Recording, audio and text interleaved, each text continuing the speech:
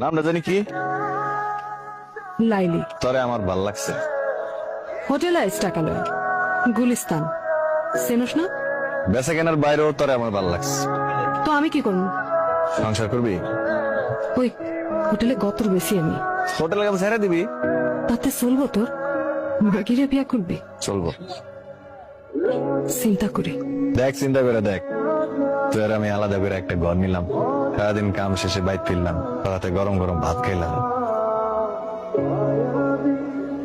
সংসার করবি?